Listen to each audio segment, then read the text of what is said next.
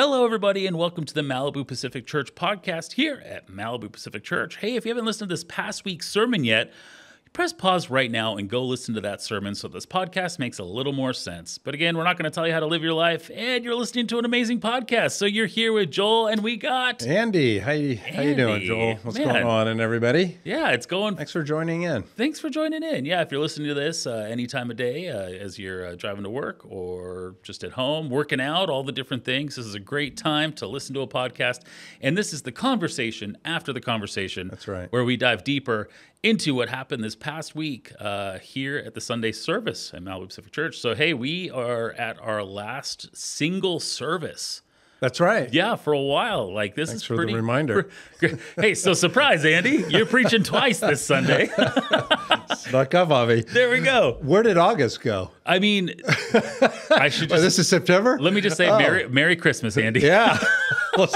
We're already there. We're right. already there. Wow. Yeah, I saw a little meme this last week that was like, hey, it's September. Don't forget to get your Halloween costume. On top of that, Get ready. Start Thanksgiving. Christmas. Thanksgiving prep. Get your Christmas presents. Also, Happy New Year. Yeah. So that's your first All week in of September.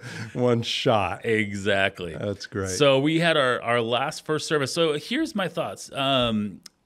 What is it like preaching with one service versus the two services? Is it a little bit different? Do you feel like two services is more your bread and butter or like your sweet spot or anything like that? Oh, like, wow.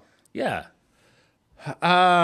Well, I like both because when you come in, you're fresh with one service. Second service is a great opportunity actually to make the changes you feel like you need to make and make it better. There we go. So I've actually had people say that sounded like almost not two different sermons, but you made a lot of changes on that second sermon. So you have a chance to fix things or, almost in real time that didn't work or that illustration didn't work. And so the second service, you can make some adjustments. I'm also reading the audience a little bit. Totally. And I've discovered that a 9:30 service is very different than an 11. And then where I pastored before, the Saturday night service was very different than the Sunday morning crowd. Yes. So I'm actually reading the crowd a little bit as well. I had a chance to talk to Randall Wallace, who we've interviewed him. He's been at church and he attends our church here. He's the writer, producer of Braveheart. I think won Best Picture Award for Braveheart. Also, he's writing the script for Passion 2 and help me out. He also did When We Were Soldiers and Secretariat and a bunch of others. A lot of movies. Yeah, and so he asked me about that as well this last week. We were talking about it, and I was asking him about some scripts, and Hollywood is calling him about some stories and some things. And I said, when is your script finally done? Or, when do you just turn it in and say, okay, it's over? Yeah. And he said, it never is. He said, you are writing all the way even up to the time that they're producing or filming and making adjustments. And I said, he kind of asked me that also about the second service. And I said, totally. Do you have the exact same sermon in the second service to answer your question? He goes, no, you're right. I'm also rewriting it even during the second service, even all the way up to shooting. Yeah. So it's never fully done until it's done. Yeah. And when you walk away from a certain Sunday, when there's only one service, you ever felt like, man, I wish I had one more go at it? Or vice versa, when you've had two services, you've had the first service, man, I wish I didn't have to preach that one again. No, I never felt the second one. I'm glad to preach a second or a third, even a fourth service. I did 4 services for a few years, 4 or 5 years, and I started getting burned out at 4 services. Yeah. Now, I heard that Rick Warren, he had, like 13 a weekend? 38. 38, 100. He starts on Monday morning and goes till Sunday. Right. No, totally. I heard that years ago. I went to the Purpose Driven conference, and he said, I just started getting tired after 10 services. I'm like, so would I. But I started to get tired, which, I don't know what the number is, but for me, it was around 4. I remember by the 4th one, 11 o'clock service on Sunday, I was like, I was going through the motions. That's actually not healthy. That's not good. That's But that's two, I think, is a magic number. absolutely. And we didn't have the technology at the time. I love the technology that we have that it can reproduce with our online service. So Yes. just let everybody know if you're not here in person, you can watch it on demand or Anytime during the week, which is so crazy. Yeah. It's fun to think about. I actually just got this number too. We have over 450 of your sermons now. Oh, wow. Which is really How long have fun. I been here? So, well, that's including all the specialty ones. That's including all the Christmas Eve, multiple services, all that kind of stuff. So some of them are double great. down. Wow. But I was looking at that at YouTube this last week, and I was like, wow, we've done a lot of online services. been a lot. For it's only been about 5 years, and to think about that's I've been here a lot of 4.5. Well, you're right. I started in January, 4 3/4 now at this Yeah. point. But that's right. Yeah. Yeah. So, and I was like, man, we got to do a 500th episode or something. Oh, there you go. There you go. I like that. All right. So we are diving into our part 5 of our. I've lost track of that also. I know. It's part 5. I'm saying That's 6. right. Part 5. Part 5, because part 6 is coming soon, and That's right. that's the fun thing about Malibu Pacific Church. We like to be 4 to 6 weeks ahead of what we're doing, but we also like to, like Andy said, it's not over until it's done, that Sunday. And so we're meeting people where we're at, having conversations. And so we're always in the thick of it, thinking through how can we reach people for Jesus in all these really, really fun ways, and really deep ways too, because that's what people are looking for. And so I think the biggest thing, and I've said this again on the podcast, and it's your go-to is a happiness is a who, not a what, right? Yeah. That's been your biggest emphasis. If people can lean on the who, without the Sunday school answer, obviously you're going to say Jesus, but what is the thing that people can grasp a hold of with that who? What are you really longing for people to grasp a hold of instead of the longing for the what that most people desire? Which is very American. If I had a what, then I will Exactly. be happy. That's every marketing, every company. Yes. Purchase our product, you will be happy. You will be better. You'll be better. Yeah. Yeah. You'll get the girl. You'll get the guy. You'll have the house. You'll have the shtick. car. That's Exactly. right. And so what we've been saying is Matthew 22, which Yeah. is what's the greatest commandment? Love God with all your heart, mind, soul, and strength, and love Yes. your neighbor as yourself. So the whole premise is love God, be at peace with God, love your neighbor, and then love yourself. So be at peace with God, be at Yes. peace with those around us, and be at peace with yourself. And so those are all who's. And when they're happy, people are at peace. So that has been really the premise. It's really not about happiness. It's Yeah. how to be at peace or have a relationship with God. And we spent a couple of weeks on that. And we've been spending last week was just laying a foundation for how important it is to be at peace. Yes. And I'll take time this week and next week. But the foundation this last week was how much we need community and the people in our lives. Because when we have people in our lives, we're at peace. There's joy, there's contentment. We're designed to be in relationships. So you can never be at peace or have enjoyment in this life, not having people in your life. So we're designed for community. We're wired for community. Totally are. So what does that mean for the next 2 weeks? But first, I just thought, I don't know what you think. I felt like we needed to lay that foundation. That actually goes back to Genesis, that when God said, it is not good for man and woman or man to be alone, meaning a human being. Completely. The word Adam actually means a human being. Yeah. It's just not good for a human Yeah. to be alone. Yes. That's before Genesis 3, before sin was introduced into the world. So even when everything was good, God looked at everything and said, man, this is awesome. This is great. What an incredible creation. What a great job I did. Yeah. And, Toot toot. No, just kidding. and then looked at us human beings Totally. and said, but this is not good. Yeah. Because Adam like that. we are created in the image of God, and the very essence of God is God the Father, God the Son, God the Holy Spirit, us. Us created in our image, our plural. So at the very beginning, there's a Trinitarian language there. God the Father, God the Son, God the Holy Spirit. So the very nature of God is community. Yes. God is love. And how do you love? You have to be able to love. You have to be in community to love one another. And God created us in the image of God. So we are created, our thumbprint, our hardwiring that we're created in the image of God is to be in community. Yeah. So, I think I just wanted to lay that foundation first for us Americans. That I prize, and I mentioned this on Sunday. We really value individualization. It's great to be an individual and have our individual selves, Totally. but it's not good to the point where then it isolates us from others. Yeah.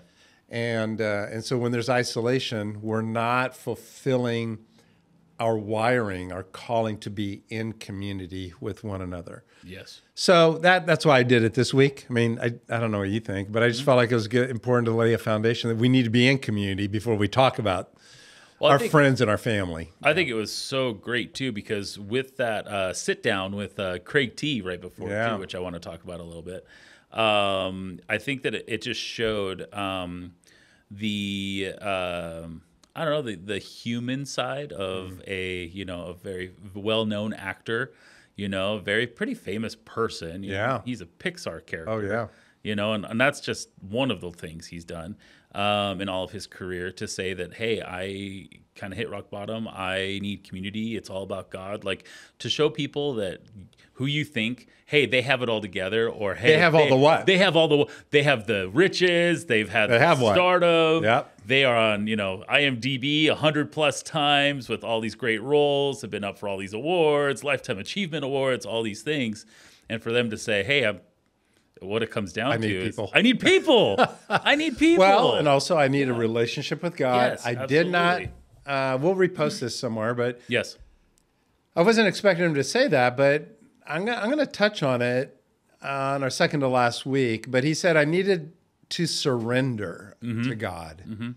And so that brought peace in my life. So, so he's making peace with God. I'm surrendering to God. And so that brought peace in his life. And then I need people in community in my life as well. So he just discovered that what is not fulfilling. Even with all the what, he still needs a who. Yes. And the who he discovered through AA, and he's very open about his testimony and his story. He needed first to make peace with God. Yeah, which is what we've been talking about. Absolutely. But he brought it from a little different angle, like I need to surrender, which I agree. It's 100%. That is the issue.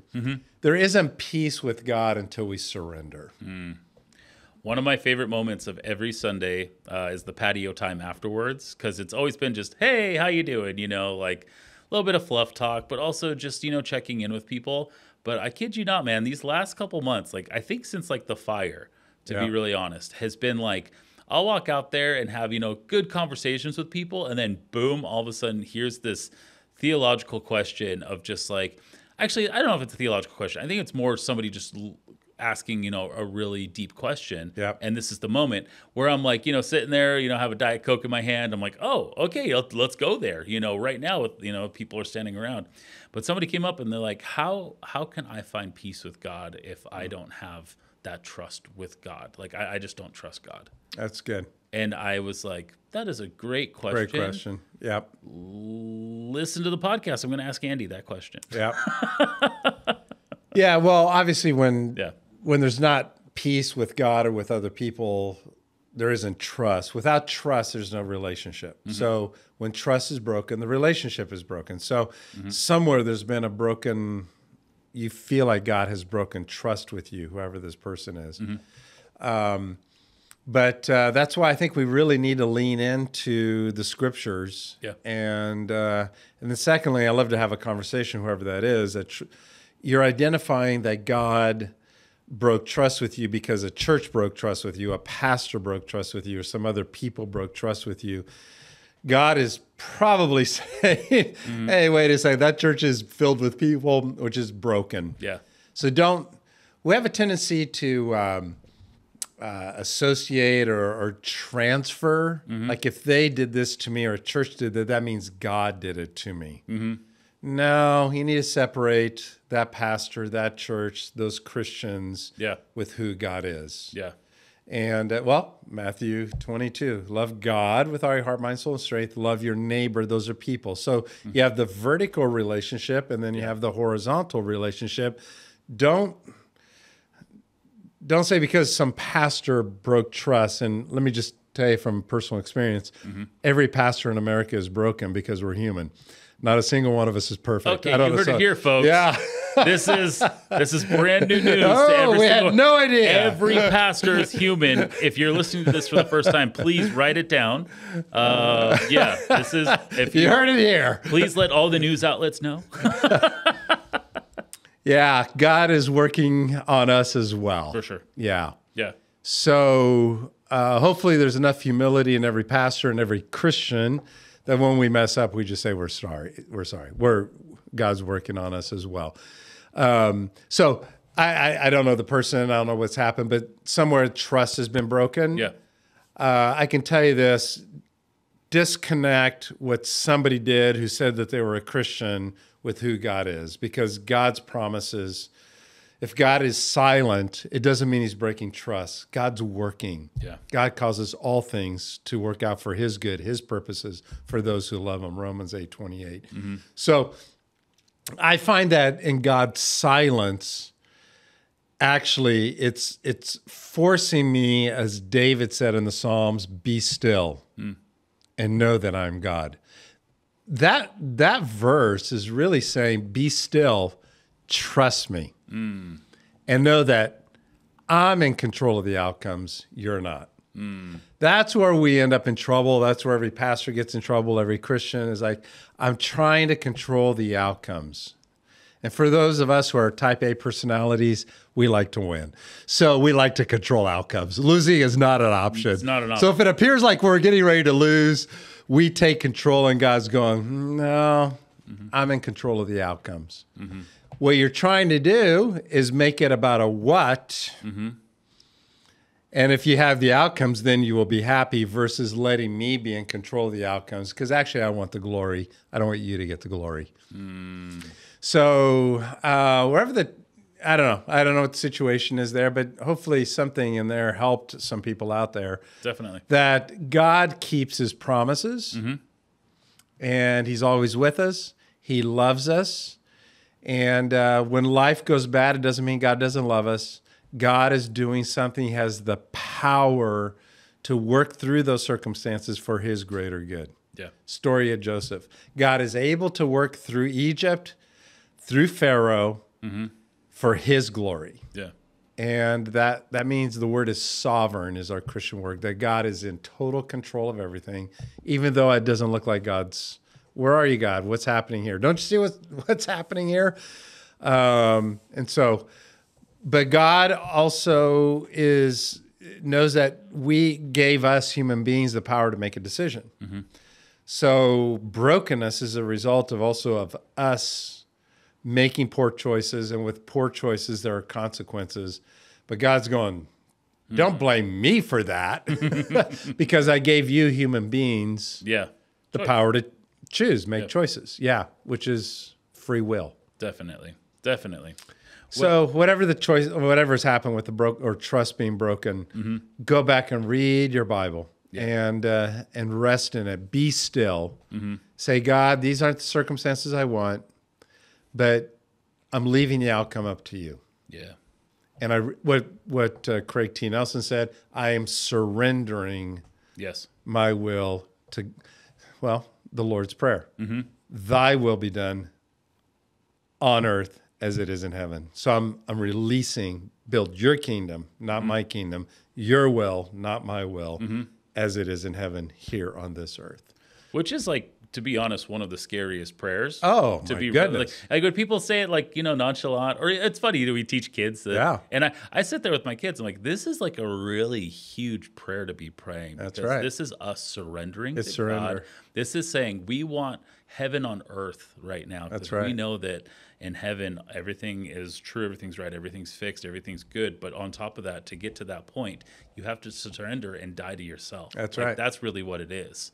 Yeah. Like, this is just a shell, And for my kids to start wrapping their heads around that too, like they're honestly starting, like my eldest is thinking through that, like, wow, it's not necessarily like a scary prayer, but it's like wow, that is very weighty or very, thought provoking. That's a great lesson to teach the kids early. Yeah, and not just a we say it because we say it. It's not just that's the Lord's Prayer. No, Lord, you got to say the Lord's Prayer, and you're like, wait, which one do I say? Who are we blessing? Wait, who am I? But here's what your kids are learning, and we want all of us to learn and get. And the key to happiness, what that surrender does, it brings peace.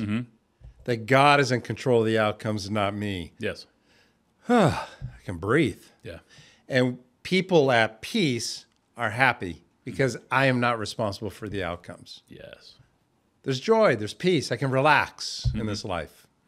I can rest in the fact that God is in control and he's in control of the outcomes. Yes. And that's been the whole series. That brings peace. Yeah. And people at peace are happy. Yep. The reason why we're not happy or with people not at peace is because I'm trying to force my will onto others and onto God to get an outcome. Yep. So that then I will have peace, get controlling. Yeah. So if I can get you to behave, there's family dynamics here too. If I can get you to behave, then I'll be happy. Yes. Well, that's codependency, that's control. Nobody wants to be around that kind of a person. But that's saying, if I can manipulate my circumstances, then I will be happy. But even when I get the whole world in control, everybody doing what I want them to do, which will never happen in my house. But anyway, I can't even get the dog to do what I want it to do. Then I'll have peace. Well, what we're finding here also with people who have a what and everything in control, they're still not at peace. Yeah. Because you're still fighting God. But we know that praying that prayer and surrender brings peace. For sure. And people at peace are happy. There you go. They're happy people. Yep. So we still have, which is really fun. We got 4 more Sundays of this amazing. Yeah, don't miss this week. Really important, talking about relationships. Yeah. And community. Yeah. Really important. And one of the things I would love to say, if you didn't hear this past week's sermon, go back, listen to it, and listen to the statistics that Andy brought out too from our Surgeon General, Dr. Vivek Murphy as well.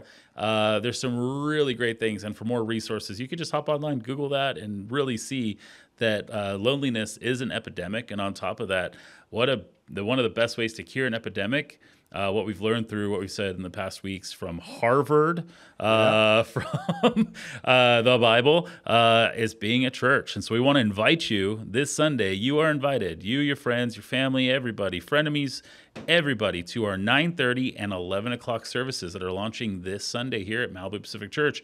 Choose which one is best for you and bring a friend to that. 9:30, early risers, 11 o'clock. Have a good sleep in. We'll see you then at that time. Hopefully you'll be awake by 11. Hopefully. And if not, we got coffee. There you go.